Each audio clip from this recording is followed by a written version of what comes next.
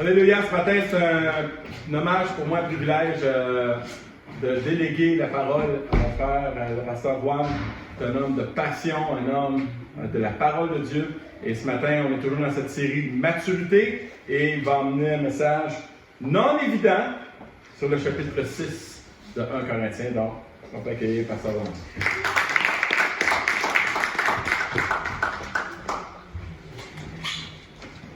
Ce que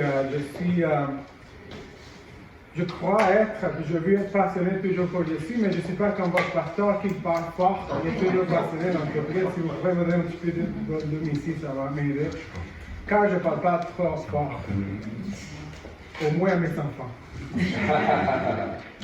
Bon, ce matin, je suis très excité d'être ici un matin, car c'est un privilège pour nous, en tant que chrétiens, de nous réunir, d'être ensemble dans la présence de Dieu. Alors, pour ceux qui nous suivent par la média, puis pour ceux qui ont été ici dans les dernières semaines, nous avons choisi une lettre, un livre, si vous voulez le dire, mais c'est sûr, c'est une lettre de l'apôtre Paul à l'église corinthienne, puis nous parlons toujours sur l'effet de la maturité. Nous sommes dans une série de messages appelés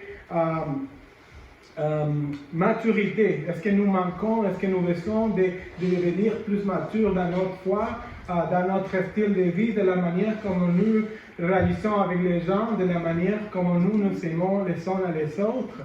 Peut-être c'est quelque chose qu'il faut considérer, peut-être c'est quelque chose qu'il faut se demander. Dernièrement, dans les messages, le pasteur nous a parlé pas le premier problème, mais le premier problème que l'apôtre Paul adresse à l'église de Corinthiens. Puis si vous ne se rappelez pas, je vais le dire dans ce mot seulement, le pasteur a parlé beaucoup sur la division qu'il y avait dans l'église. Donc voici, aujourd'hui, nous continuons avec cette série de messages appelée Maturité. Puis aujourd'hui, je vais me baser sur un autre problème que l'église à Corinthe avait. Mais avant de ça, j'aimerais ça juste que pourquoi on parle de maturité, c'est parce qu'on voit beaucoup d'immaturité autour de nous. Si vous ne le croyez pas, je vais vous expliquer un petit peu plus. Vous savez, nous sommes touchés, d'une manière ou d'une autre, nous avons été touchés par le coronavirus, n'est-ce pas, par la pandémie. Nous sommes touchés d'une manière ou d'une autre, soit physiquement, ou soit psychologiquement, émotionnellement, par des emplois. Quand nous sommes touchés d'une manière ou d'une autre par ce virus.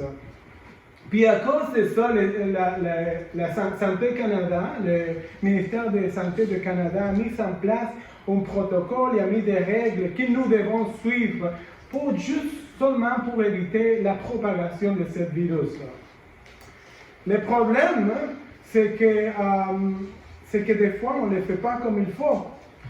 Et puis c'est fait vraiment pour le bien-être de chacun de nous. Donc c'est eux ici de porter les masques, comme vous l'avez ce matin ici, comme j'essayais de la mettre aussi moi-même. Nous le faisons. Pourquoi? Parce que nous croyons que c'est important pour notre santé. Donc c'est eux qui nous disent, bon, vous devez se laver les mains par 20 secondes, il faut se laver les mains. On le fait. On le fait pourquoi? Parce que c'est pour notre propre bien-être et pour le bien-être des autres. S'il faut se respecter, il faut faire des distanciations physiques, sociales, on le fait. On le fait tous. Pourquoi? Parce qu'on croit que c'est mature. On croit que c'est important, pas seulement mature, mais on ne veut pas propager vraiment ce virus. On veut vraiment que ça finisse. Dans ce moment, je ne connais pas quelqu'un qui dise « Oh, moi, je veux être infecté. Moi, je veux vraiment être à l'hôpital. » Si vous le connaissez, il n'est pas le même maintenant, mais pensez à lui, que lui, ce n'est pas mature. Mais si vous n'avez pas encore entendu ce commentaire-là, bien sûr que vous avez déjà entendu des gens dire que le fait de porter des masques, c'est pas bon. Donc, voilà ce que nous voyons déjà des gens qui ne sont pas assez matures. Je vais vous parler d'un exemple un peu plus proche à moi. J'ai un ami à moi qui est vraiment touché. En fait, il est frustré par certains règlements. J'ai le droit de parler de lui, je ne vais pas dire son nom, mais j'ai le droit, je lui dis, est-ce que je peux donner ton exemple? Puis il est affecté pas pour les mascaras ou pas pour se laver les mains, mais il est affecté par les restaurants. Parce que les restaurants, ils sont fermés. Il adore aller manger à un restaurant. À chaque semaine, il aime ça aller s'asseoir dans une table, puis se faire servir, prendre les menus, puis prendre les repas qu'il aime. Quelqu'un ici, mon ami est là? Mon ami n'est pas ici, mais je ne sais pas encore. Elle aime ça, les restaurants. Mais mon ami, il adore les restaurants. Il aime ça, vraiment, se faire servir. Sur une table, il manger qu'est-ce qu'il veut. Dans ce sens, moi je le comprends aussi. J'aimerais ça aller à un restaurant chaque semaine, je ne le fais pas. Mais dans ce sens, je le comprends. Imaginez-vous si la place la plus importante pour vous, la place laquelle vous adorez d'aller, serait plus aujourd'hui disponible. Imaginez-vous si la place où est-ce que vous pensez que vous trouvez le plaisir dans vos vies serait plus fermée. C'est dans cela que je trouve que j'ai la compassion pour mon ami. Quelle est la place la plus importante pour toi? Quelle est la place laquelle tu te dis, c'est plate que cette place-là est fermée? Est-ce qu'elle est toujours disponible? Est-ce qu'elle est toujours fermée? Je dois ce matin remercier votre pasteur Rock parce qu'il a choisi de mettre une place disponible pour toi et pour moi pour qu'on puisse venir à ce lieu ici à adorer le Seigneur. Je dois remercier les bénévoles aussi qui sont à l'entrée, qui aident le pasteur en collaboration pour ouvrir ces places-là ici. Puis on voit qu'il a mis un système, un protocole à suivre. Puis je vous remercie à vous aussi de collaborer et de suivre les protocoles que le pasteur a indiqués pour ce lieu ici. Je remercie aussi les musiciens, les groupes de louanges aussi pour amener ce temps de louange est disponible pour nous un matin. Mais voici une chose très importante. Si on n'aurait pas le droit de nous réunir aujourd'hui comme on l'avait dans quelques semaines passées, c'est pas grave. C'est pas grave. Vous savez pourquoi? Parce que la raison principale pour laquelle nous nous réunissons ce matin, il n'est pas besoin d'avoir un bâtiment. Parce qu'il habite dans nos vies.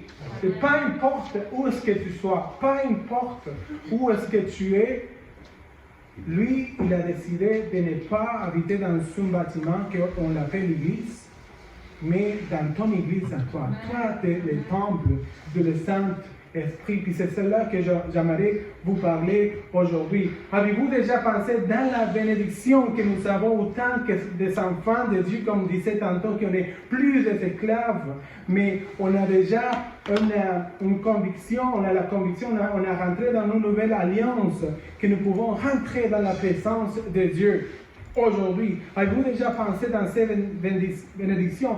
Au contraire de mon ami, qu'il doit se déplacer à un lieu pour avoir plaisir dans son restaurant, nous n'avons pas besoin de nous déplacer d'un endroit à un autre, parce que le Seigneur est chez toi, parce que le Seigneur est dans ta vie. Notre Seigneur n'est pas attaché à un endroit où nous devons aller nous déplacer pour lui rencontrer. Aujourd'hui, mes amis, nous avons accès à la présence de Dieu en tout lieu, en tout moment.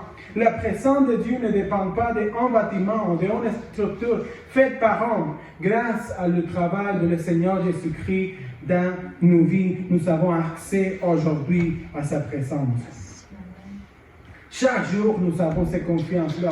Puis nous devons remercier le Seigneur pour cette belle bénédiction, pour cette belle cadeau de sa présence dans nos vies. On ne dépend pas de le pasteur, on ne dépend pas de nos enfants ou de nos parents, on a accès direct. Mais ce n'était pas toujours comme ça. C'était pas toujours comme ça. Laisse-moi juste vous dire pour qu'on puisse comprendre qu'est-ce que je veux dire un matin. Laisse-moi parler un peu plus de l'Ancien Testament. Avant, nos frères puis nos sœurs qu'on n'a jamais connus, mais qu'on lit à propos d'eux, ils n'avaient pas ce que nous avons aujourd'hui. La présence de Dieu n'était pas vraiment comme nous l'avons ce matin.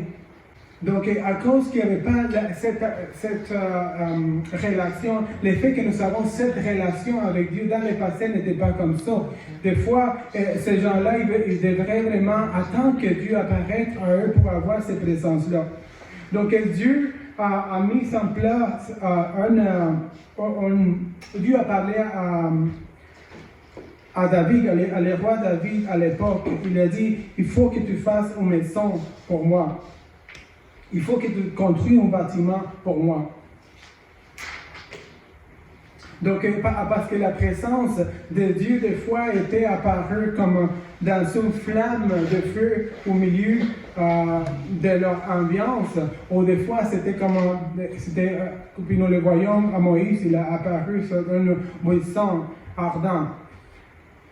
Puis le problème qu'eux y avaient, c'est qu'ils ne savaient pas quand est-ce que Dieu va s'apparaître.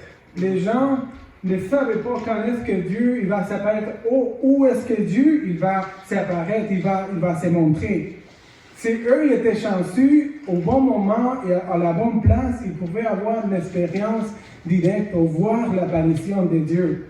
Mais il n'y avait pas vraiment cette bénédiction de pouvoir avoir à Dieu de jour à jour. La majorité du peuple de Dieu vivait de cette manière, comme quoi ils croyaient en Dieu, qu'ils ne voyaient pas ses suivants, apparemment il était présent, il existait ailleurs, mais il n'était pas vraiment dans son endroit spécifique. Et puis les gens croyaient en cette manière qu'ils vivaient, et puis les gens mouraient avec ce style, cette manière à l'époque.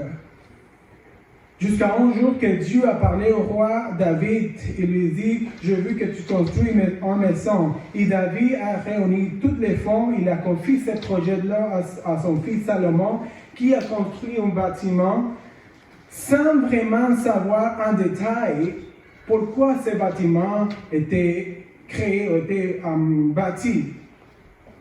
Mais quand le bâtiment a été créé, quand le bâtiment a été construit, la même nuit, Dieu a parlé à Salomon.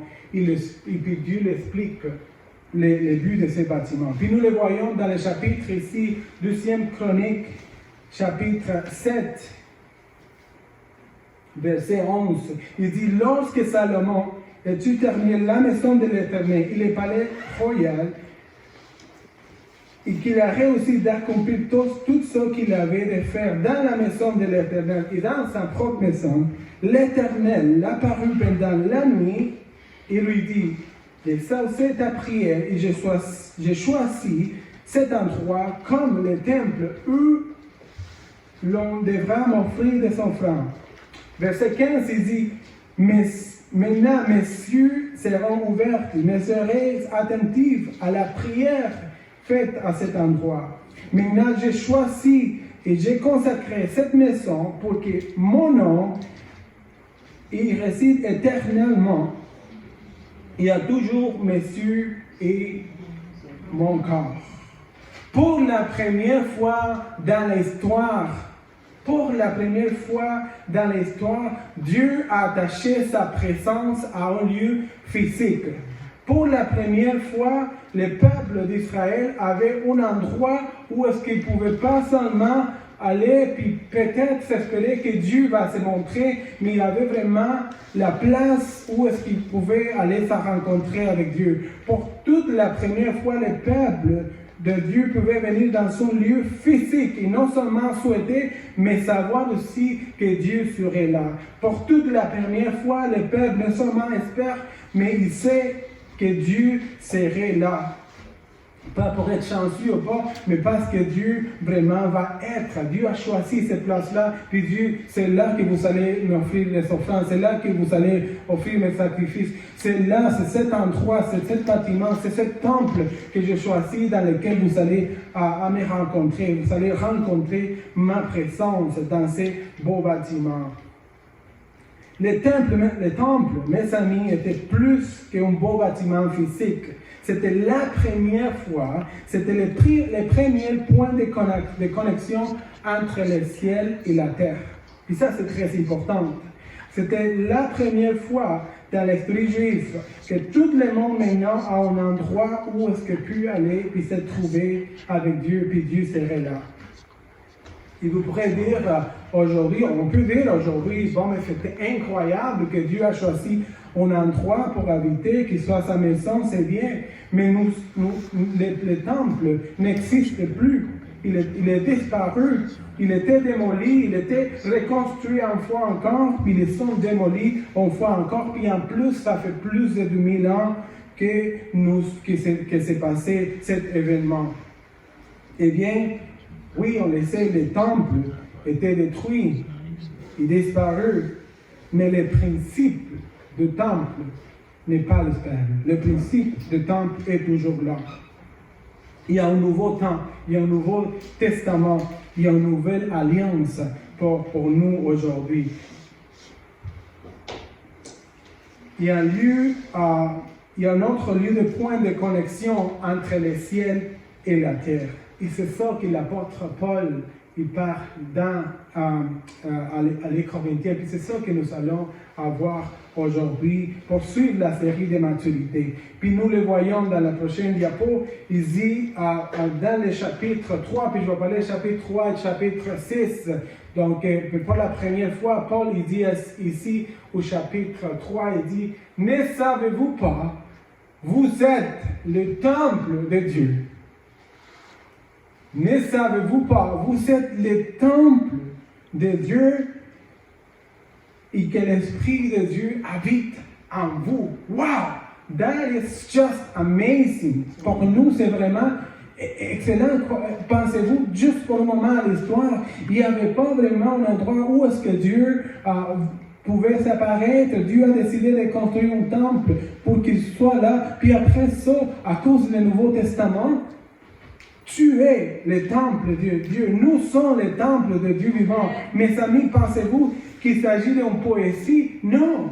La parole de Dieu n'est pas une poésie. La parole de Dieu, c'est la révélation divine qui change nos vies pour que nous aussi, nous pouvons montrer ce que Dieu est à les autres. Si Dieu dit, vous êtes le temple de Dieu, vous êtes le temple, signifie que vous êtes les plus beaux dans la terre.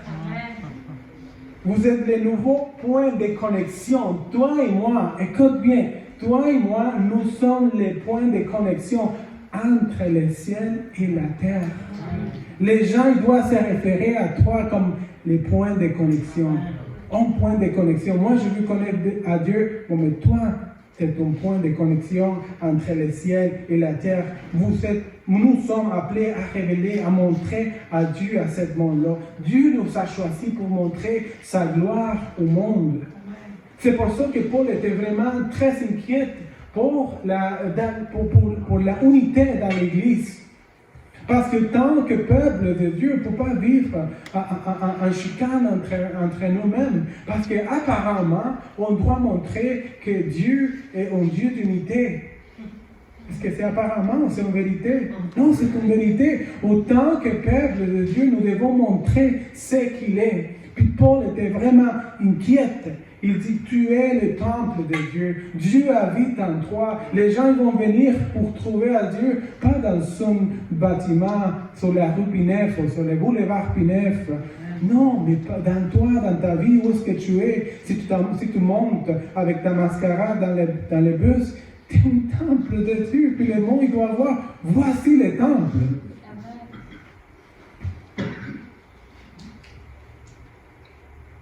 Quand nous regardons l'église de Corinthe, nous avons beaucoup à apprendre. Puis c'est facile de parler les autres. Les pasteurs disaient ça dans les derniers messages. C'est facile de voir les défauts dans les autres. Mais on va voir les défauts dans les autres, dans l'église de Corinthiens. Puis on ne va pas juste les voir, mais on va voir où est-ce que nous sommes aussi dans leurs défauts. Paul était très préoccupé, inquiet pour l'église. Donc Paul a écrit ce chapitre ou cette lettre ici pour le faire comprendre. Puis Paul il commence avec la question, on va juste retourner dans celui-là, ne savez-vous pas? Puis juste là, c'était juste en commençant la question, Paul il commence d'une manière très rhétorique. C'est comme si tu laissais les gens. Je ne sais pas si tu demandes à tes enfants ou à tes amis, quand tu sais qu'ils connaissent quelque chose ou qu'ils ont quelque chose, puis tu fais la question de cette manière. Oh, t'as pas pris mon cellulaire? Puis tu les vois dans sa main. Ou quand mes enfants ils font quelque chose, puis je dis, je sais qu'ils le sont fait, puis je dis, hey, tu n'es pas supposé de laver les assiettes? On sait. Donc, la manière comment Paul, je crois que la manière comment Paul il dirige sa question, c'est comme, ne les savez-vous pas? Come on, like you know it. Tu savais que tu es le temple de Dieu. Vous avez déjà expliqué qu'au moment que quelqu'un est en Christ, est une nouvelle création. Au moment que tu as reçu ce message, au moment que je t'ai expliqué ce message, tu le savais. Tu n'étais pas supposé d'être en division avec tes frères et tes soeurs. Tu n'étais pas supposé de parler en contre de quelqu'un. Tu étais supposé de marcher différemment. Donc, tant que temple de Dieu, nous devons faire les choses différentes. Autant que peuple de Dieu, nous avons été choisis pour vivre différemment.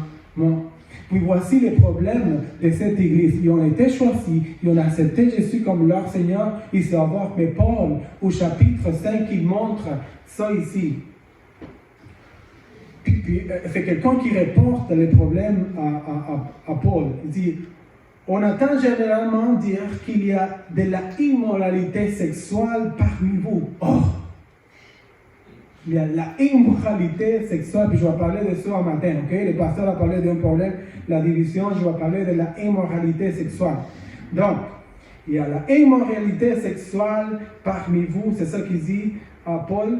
Il y a une immoralité telle qu'on ne la mentionne pas chez les non-croyants. Ça, quand je lisais ce passage-là, j'étais comme touché, là. J'étais vraiment comme, oh my goodness, c'est quelque chose. Dans des autres versions, il a dit que la manière comme je l'ai lu dans les autres versions, dans une autre Bible en anglais que je lisais, c'était Paul, il était comme que les gens de l'Église faisaient des choses immorales, puis les gens, les non-chrétiens, ils avaient honte de ça. C'est comme ils regardaient les chrétiens et disaient, oh, j'ai fait pas ça vraiment. Dans le côté sexuel. Donc, les gens, c'est plat de dire ça là, les gens de l'Église, les gens chrétiens les Corinthiens étaient pires que les non-croyants. Ça veut dire que les non-croyants, il y avait des meilleures valeurs ou des meilleures pratiques dans leur Église. Puis je lisais un peu plus, parce que ça dit ça ici, mais je lisais un peu plus dans des commentaires, puis plus tard on les voit, qu'il y avait l'orgueil dans le verset 2, il dit, et vous dit Paul, vous êtes infiés, vous avez l'orgueil, vous faites des choses qui sont vraiment dégueulasses, puis vous êtes orgueilleux de ça. Ça c'est vraiment quelque chose qui honnêtement, ça vient me toucher, ça vient me dire, comment ça que tant de pères, ou peuple de Dieu, on fait des choses qui sont vraiment dégueulasses en face des autres. Des commentaires disent que les hommes se couchaient avec les hommes. Des commentaires disent que cette fille couchait avec les maris qui n'étaient pas les maris de ces mères-là. Il y avait beaucoup de histoires dans le côté sexuel. Il y avait beaucoup de choses qui se passaient qui n'étaient pas vraiment bon. En plus, à l'époque, la prostitution, c'était pas seulement légal, mais c'était accepté aussi dans la vie sociale. C'était quelque chose de normal, c'était quelque chose accepté. Si tu faisais une partie à ta maison, tu pourrais inviter des prostituées à la maison, puis tu pouvais faire ton partie comme tu veux, parce que c'était accepté, c'était normal. Et dans le monde, on pourrait dire, dans le contexte des Corinthiens, les chrétiens, ils devraient dire, bon, maintenant, nous, je pense qu'on a changé, on va laisser ça pour les autres. Mais la pire, c'est qu'à l'église, c'était acceptable aussi. À l'église, c'était comme, ah, oui, c'est correct. Puis de telle manière que c'était plus loin que les non-chrétiens, comme dit le verset ici, il y avait vraiment honte de voir ça. l'identité s'était perdue dans l'Église. La pire des choses, c'est que les chrétiens croyaient qu'ils pourraient faire n'importe quoi. Puis ça me fait rappeler la chanson d'Éric Lapointe. N'importe quoi! Je pense que ça, c'était leur théologie. La manière de pratiquer l'évangile, c'est de dire, je suis libre, puis je peux être comme n'importe quoi! C'est ça qui faisait, non importe quoi. Je suis libre. Puis c'est vrai, quand quelqu'un t'a fait libre, quand tu dis que tu es libre, je n'ai jamais été en oppression. Mais j'imagine que si je vais être fermé, en fait, non. Au moment que COVID-19 soit fini, je vais me sentir libre parce que je ne vais plus utiliser les mascaras, je ne vais plus utiliser les choses. J'espère qu'on va devenir d'une manière normale. Mais quand on doit suivre certains règlements, puis on nous dit, tu es libre de tous ces règlements-là, on dit, mais là, je peux faire n'importe quoi. Dans ce sens, c'est ça que l'Église voulait être à l'époque. L'Église, ils voulaient vraiment faire n'importe quoi avec leur vie, avec la manière de pratiquer l'Évangile, avec la manière, parce qu'ils disaient, si Jésus nous a fait libres, en effet, nous sommes totalement libres, donc on peut faire n'importe quoi avec nos corps, avec nos vies, parce qu'il nous fait libres. Qu'est-ce qui s'importe, c'est vraiment mon corps, puis mes pensées. C'est ça la manière qu'ils croyaient. Mais l'affaire, c'est qu'ils ne sont pas bien compris, parce que quand ton corps est connecté avec Jésus, quand ton pensée est connectée avec la parole de Jésus, tu réagis différemment. Il te change. Tes actions changent quand tu as une connexion avec le Seigneur Jésus. Donc, Paul, il parle au 2 Corinthiens, chapitre 5, verset 17, puis on connaît très bien ce verset, il dit, si quelqu'un est en Christ, il est une nouvelle création, les choses anciennes sont passées, voici, toutes les choses sont devenues nouvelles. Si quelqu'un est en Christ, est-ce qu'il y a quelqu'un qui est en Christ aujourd'hui? Levez-vous-même. Oui? Est-ce que vous êtes en Christ? Si tu es en Christ, voici, c'est pas Juan qui parle. Toutes les choses sont nouvelles. Ton caractère doit être nouvel. Ta manière comment tu parles à ton épouse, à tes enfants, doit être différente. Ta manière comment tu te diriges avec ton collègue, avec ton voisin, doit être différente. Autant que peuple de Dieu, nous devons montrer qu'il y a l'amour, qu'il y a la unité, comme les pasteurs parlaient toutes les semaines passées, ou toutes les dernières semaines. Quand nous reconnaissons que je suis le temple de Dieu, je ne peux pas crier à Colline. À moins qu'il soit loin de moi, je peux le crier. Mais quand nous sommes en Christ, nous devons nous parler de manière différente. Notre vocabulaire doit être différent. Puis ça, c'est quelque chose que je vois beaucoup dans nos vies, dans nos chrétiens, dans notre église, pas l'église de Corinthiens. Je n'ai jamais les entendu parler. Mais je parle de notre église.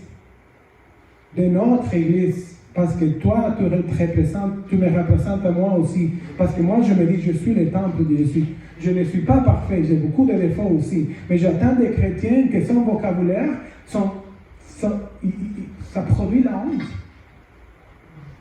On utilise des vocabulaires comme le monde. Et j'espère pas, ne pas dire comme Paul, même pire. N'est-ce pas? Donc, que ton vocabulaire, ton langage doit être différent parce que tu es une nouvelle création. Ce n'est pas moi qui le dis, c'est la parole de Dieu. Si tu es en Christ, mes frères et mes sœurs, tu es une nouvelle création. Dans les 2 lettres de Paul, et ici aux Corinthiens, on trouve des principes très importants. Je vais parler de 3 vitement. Paul parle de que nous sommes lavés. Puis au moment que nous sommes lavés, il suggère que nous sommes purifiés, nous sommes pardonnés de tous les passés. Ça veut dire que comme Corinne chantait tantôt, je ne suis plus esclave de la porc. On ne parle pas de porc comme, mettons, les fins de semaine qui s'en viennent Halloween, non. On parle de ça qui nous maintenait vraiment esclaves à pécher. On n'est plus esclave de notre passé. Il y a des gens qui sont aujourd'hui à l'église qui disent « Oh, mais pasteur, c'est parce que dans mon ancienne vie, j'étais toujours comme ça, puis j'ai toujours la difficulté. » Mais non! Je comprends que la sanctification, c'est un processus. Mais tu dois aussi quand même mettre une arrêt dans ça. N'est-ce pas? Tu dois faire des efforts. Jésus l'a fait tout pour toi, oui. Mais toi aussi, tu dois chercher Jésus comme il faut. Avoir une connexion de jour à jour va te transformer. Personne n'a jamais sorti égal au moment qu'il a trouvé Jésus. Toutes les gens qui sont une rencontre avec Jésus, leur vie a été changée. Puis pas seulement pour une fois, mais Jésus nous appelle à une vie de transformation de jour à jour. Romains 12, verset 1, il dit, je ne l'ai pas mis dans le diapo, mais ça vient dans mon pensée maintenant, que nous soyons renouvelés, nos pensées, de jour à jour. Pas seulement qu'on a entendu la bonne prêche, que le pasteur a parlé de la division, oh, ok, c'est bon, j'ai compris, il est dans mon pensée, mais je ne la mets plus en action. On doit être renouvelé, on doit mettre cette pratique, cette manière de penser, renouvelée à chaque jour. Paul, il parle de la sanctification. Il dit, pour être sanctifié, ça veut dire que Dieu, ça veut dire que nous avons une part dans le service de Dieu à l'Église. Au moment que nous sommes sanctifiés, nous avons une place dans la maison de Dieu. Puis Paul, il parle de la justification aussi. C'est d'avoir une place, une relation avec Dieu au sein de la communauté de Dieu. Si nous sommes filles, ici nous sommes filles et filles de Dieu, si nous sommes des enfants de Dieu, nous devons agir d'une manière différente. Nous devons agir comme des temples de Dieu. Mes frères et mes sœurs, voici une question, et je suis presque pour finir. Quand les gens te regardent à toi, quand le monde te voit au travail, ou peut-être dans les gosses, ou quoi, à l'école, qu'est-ce qu'ils voient en toi? Quand le monde regarde ta vie, quand tes voisins regardent ta vie, qu'est-ce qu'ils regardent? Est-ce qu'ils regardent que tu es temple? Est-ce qu'ils te voient comme quelqu'un de différent? Quelqu'un qui qu'est-ce que ces personnes ont de différent? Parce qu'ils te voient comme n'importe qui, comme n'importe quoi, comme normal. Les enfants de Dieu, on est différents, vraiment. Les enfants de Dieu, on est différents. Pourquoi? Puis je le dis avec tout l'orgueil, parce que le Saint-Esprit est en nous. Puis quand le Saint-Esprit est en nous, il y a quelque chose dans notre visage qui nous fait vraiment refléter sa gloire. Amen. Paul nous appelle à vivre différent. Puis il dit, tu es les temples de Dieu. Paul nous dit, tu es la nouvelle création de Dieu. Paul nous dit, tu es le point de connexion entre le ciel et la terre. On n'a plus besoin d'un bâtiment. On n'a plus besoin d'un endroit pour aller. Je me rappelle quand j'étais petit, j'étais dans une autre église différente à les connaissances que j'ai aujourd'hui. Mais je me rappelle, j'étais au Venezuela pour ceux qui ne savent pas où est-ce que je suis. Puis je me rappelle que ma mère, il prenait il faisait certains protocoles parce qu'il devrait trouver à Dieu dans son bâtiment. Puis il faudrait qu'il marche à genoux pour aller à trouver un Dieu qui était dans cette église. Parce que c'est ça qui nous ont montré. Pour trouver à Dieu, il faut aller faire des sacrifices. Pour trouver à Dieu, il faut attendre que notre idole arrive dans notre ville pour aller lui rencontrer. Parce que la présence de Dieu vient dans son idole faite de bois. Puis nous, on croyait que, oh, Dieu, ça vient au peuple, Dieu, ça vient dans la ville, Dieu vient dans notre quartier. Puis on attendait une fois par année que cette idole venait à notre place. Aujourd'hui, c'est pas comme ça. Aujourd'hui, la vie est dans ma vie. Aujourd'hui, je préfère que les gens puissent venir rencontrer pas ma personnalité, mais vers mes actions, vers mes paroles, vers mes manières de vivre le monde et puis connaître ce que Dieu est dans nos vies. Puis c'est ça le challenge, c'est ça le défi dans ma vie. Est-ce que c'est facile d'être un peuple de Dieu? Non, parce qu'on est toujours dans la chair, mais on a la bénédiction qu'il est un Dieu qui nous pardonne. Il est un Dieu miséricordieux qui nous aide vraiment à être le peuple de Dieu. Amen. Nous sommes ce peuple. Toi, tu es ce peuple. Des fois, tu l'oublies. Des fois, je l'oublie. Nous sommes les points de connexion entre le ciel et la terre. Puis s'il y a quelque chose que je veux te laisser ce matin, aujourd'hui, s'il y a quelque chose que je veux que tu amènes à partir de cet après-midi, c'est que tu es la seule personne, la seule chance que quelqu'un à l'extérieur puisse voir Jésus. Tu es cette personne-là. Tu représentes Dieu. Tu es le temple de Dieu. Aujourd'hui, nous savons vraiment des choses qu'on appelle normales. Oh, mais c'est normal être ici. Oh, c'est normal parler comme ça. Oh, c'est normal cet style de vie. Puis nous, les chrétiens, on dit, bon, mais ça est devenu normal, donc on va rentrer dans le normal. L'adultère, on ne l'appelle plus que c'est un péché. L'adultère, on ne l'appelle plus l'adultère. L'adultère, on l'appelle, oh, c'est une affaire. On change les mots. On pousse juste pour qu'ils soient un peu plus cool. On dit, ah, mais c'est une affaire, donc c'est pas l'adultère, c'est pas un péché, mais c'est juste une affaire. La pornographie, on ne dit pas que c'est pornographie, on ne dit pas que c'est mauvais, on dit seulement ça c'est entertainment. Ah, ben c'est juste pour m'amuser un petit peu. Ah, mais ça tire l'attention. On ne dit pas que c'est pornographie, parce que le mot pornographie, c'est dur. Une soirée remplie d'alcool à la maison, avec de la musique pas chrétienne, avec des cigarettes autour de nous. On ne dit pas que c'est péché, on dit, ah, mais c'est une chilly night. On dit c'est chill, on va juste avoir un moment fun. Bon vocabulaire, oh, mais c'est la mort, c'est mes amis qui parlent de cette manière, c'est mes amis qui s'habillent de cette manière, donc je veux être, je dois parler aussi comme eux, parce que c'est normal. Parce que c'est normal. Est-ce que Dieu t'appelle à être normal? Dieu t'appelle à être le temple.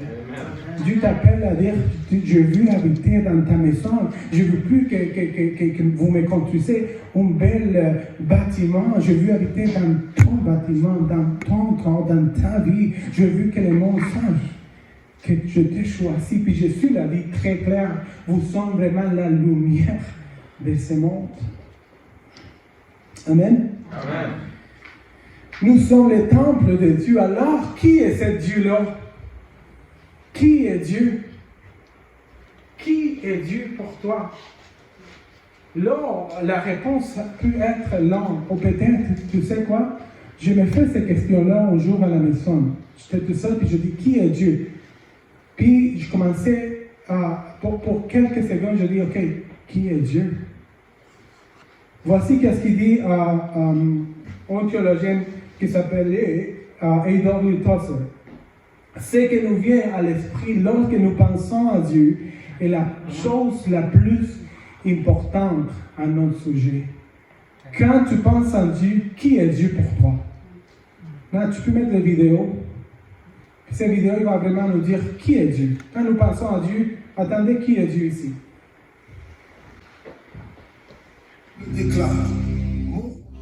La Bible déclare, mon roi est le roi des Juifs.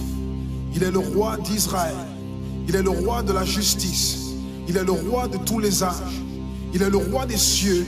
Il est le roi de la gloire. Il est le roi des rois et le Seigneur des seigneurs. C'est mon roi. Le connaissez-vous? Mon roi est un roi souverain. Aucune unité de mesure ne peut définir son amour infini. Sa force perdue, sa sincérité est entière. Il est immuable éternellement. Sa grâce est éternelle. Sa puissance est majestueuse. Sa miséricorde est impartiale. Le connaissez-vous? Le plus grand phénomène n'ayant jamais franchi l'horizon de ce monde. Il est le Fils de Dieu. Il est le sauveur du pécheur. Il est la pièce maîtresse de la civilisation. Il est incomparable. Il est sans précédent. L'idée la plus élevée de la littérature. La personnalité dominante en philosophie. La doctrine fondamentale réelle de la théologie. Il est l'unique désigné à être le sauveur absolu. Je me demande si vous le connaissez aujourd'hui. Il procure la force aux faibles. Il est disponible pour le tenter et l'éprouver. Il sympathise et il sauve. Il fortifie et soutient. Il sécurise et il guide. Il guérit le malade. Il purifie le lépreux. Il pardonne le pécheur. Il acquitte le débiteur. Il délivre le captif. Le défenseur du faible. Il bénit la jeunesse. Il met au service du malheureux. Il considère l'âgé. Il récompense l'assidu. Il embellit l'humble. Je me demande si vous le connaissez. La clé de la connaissance. Il est la source de la sagesse. L'embrasure de la délivrance. Le sentier de la paix. Le chemin de la droiture. Il est la grande route menant à la sainteté. La porte menant à la gloire. Le connaissez-vous? Sa vie n'a pas d'égal. Sa bonté est sans limite. Sa miséricorde dure à toujours. Son amour ne change pas. Rassasiante est sa parole. Suffisante est sa grâce. Son règne est vertueux. Son joug est léger. Son fardeau est léger. J'aimerais vous le décrire. Il est indescriptible. Il est humainement incompréhensible. Il est invincible. Il est irrésistible. Impossible pour vous d'éliminer de vos pensées. Vous ne pouvez l'échapper de vos mains. Vous ne pouvez survivre sans lui, ni vivre sans lui. Les pharisiens ne pouvaient le supporter. Sans contrefaçon, ils ne pouvaient pas l'arrêter. Pilate n'a trouvé aucune faute en lui. Hérode ne pouvait pas l'éliminer. La mort ne pouvait pas le gérer. Impossible pour le tombeau de le retenir. Oui, oui, c'est mon roi, c'est mon roi. Quelle est ta pensée quand tu penses en Dieu? Je voulais mettre cette vidéo parce qu'il décrit beaucoup je suis, mais tu sais que ce roi-là, il est en toi. Amen. Voici le défi à matin. Parce que quand nous parlons de maturité, nous devons comprendre, premièrement, que la maturité, ça parle beaucoup de l'identité. Puis quand on parle d'identité, je ne vais pas m'en aller plus loin parce que c'est sûr que le pasteur a beaucoup de matériel à parler à l'avenir. Mais si je prends les deux choses qu'on parle dans les dernières semaines, puis je vous amène aujourd'hui à moi-même à réflexion. Un, autant que de Dieu, est-ce que je suis un peuple uni?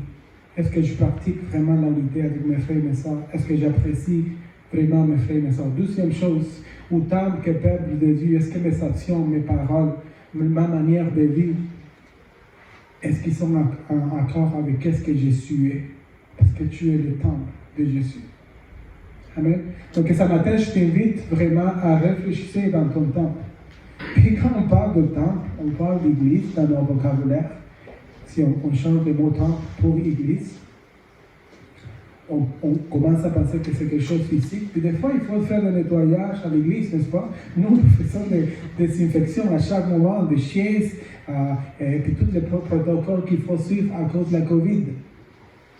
Mais est-ce qu'on avait déjà fait des désinfections dans nos vies personnelles? And that is how, puis voici l'appel pour toi matin. Quelles sont les choses qu'il y a dans ton corps que tu dois vraiment dire, Seigneur, que je ne veux plus vraiment être esclave de l'énorme. Je veux être esclave dans ton amour, parce que c'est dans ton amour que je suis libre, vraiment libre. Prions un matin. Seigneur, nous te remercions pour ta parole. Oui, Seigneur, il y a beaucoup quoi apprendre de cette église. Puis comme je disais au début, c'est facile de parler de les autres. Puis c'est difficile de nous voir dans les miroirs à nous-mêmes. Parce que c'est là qu'on trouve peut-être les défauts que nous avons. Ce matin, je te demande pardon. Pour toutes ces fois-là que je n'ai pas représenté le temple comme il faut. Nous venons, je suis en tant qu'église, et puis nous voulons être le temple. Où est-ce que les gens vont venir et rencontrer ta présence? Où est-ce que je vais aller puis amener ta présence? Donc, autant qu'Église Nouveau Départ, nous recommençons une fois encore ce matin. Nous recommençons avec un bon pied puis nous disons, je veux vivre comme toi. C'est mon désir de vivre puis de te faire plaisir parce que tu habites dans ma vie. Au nom de Jésus, nous prions. Amen.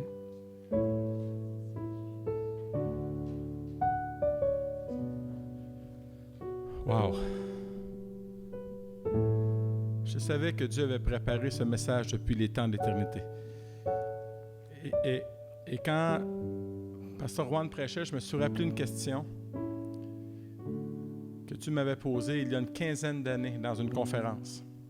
La question était celle-ci. Qui es-tu, toi, pour souiller mon temple de ta médisance, de ta calomnie, pour souiller mon temple de tes jugements charnels, pour souiller mon temple? Qui es-tu? Et ça m'avait saisi, et cette question m'a été rappelée ce matin.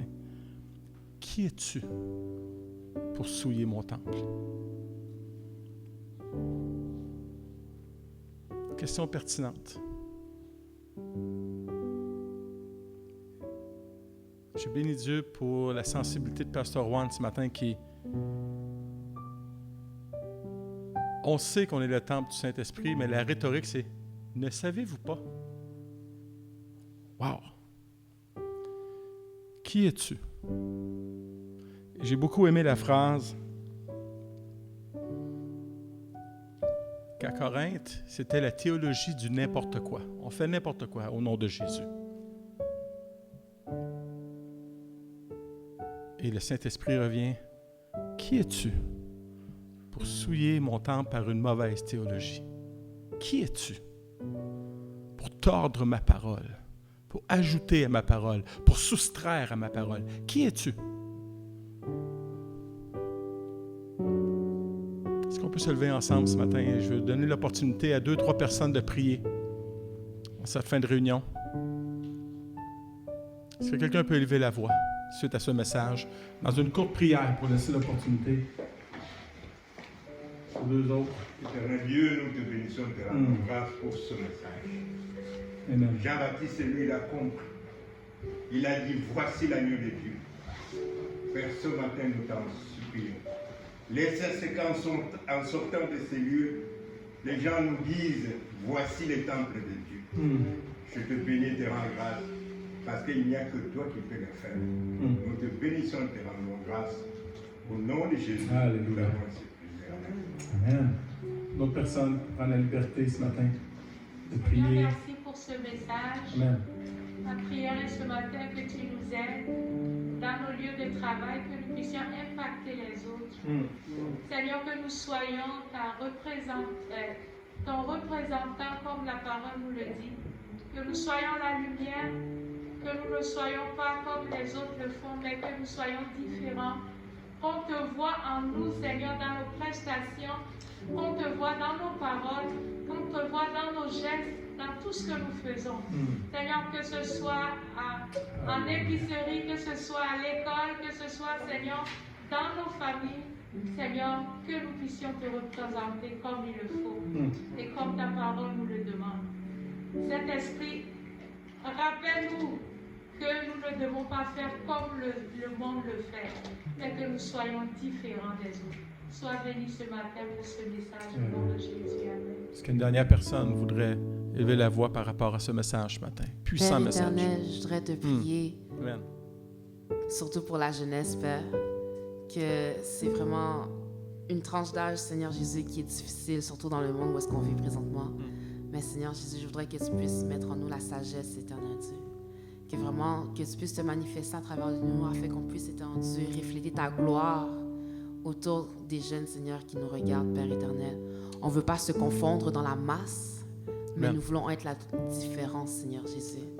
Seigneur, je te remercie pour la prédication que Juan a dit, parce que c'est vrai, peut-être juste un peu d'alcool autour de bonnes paroles, ça peut sembler normal, mais ça ne l'est pas, Seigneur. Mais Seigneur Jésus, je veux que tu nous ôtes de cette normalité, Seigneur Jésus, et qu'on soit différents, Père. En ton Saint-Nom, j'ai ainsi prié. Amen. Dieu ne nous appelle pas à être normal, mais nous appelle à être anormal. Amen. Soyez bénis. Ils vont terminer avec le refrain, mais soyez bénis. Soyez prudents sur la route en retour. N'oubliez pas, la semaine prochaine, nous reculons l'heure. Samedi le 31, nous reculons l'heure d'1 heure, pas de 2. Nous reculons l'heure. Donc, la semaine prochaine, il va y avoir des annonces sur Facebook. On recule l'heure samedi prochain, de samedi à dimanche. Donc, soyez bénis et on se revoit, Dieu voulant, la semaine prochaine.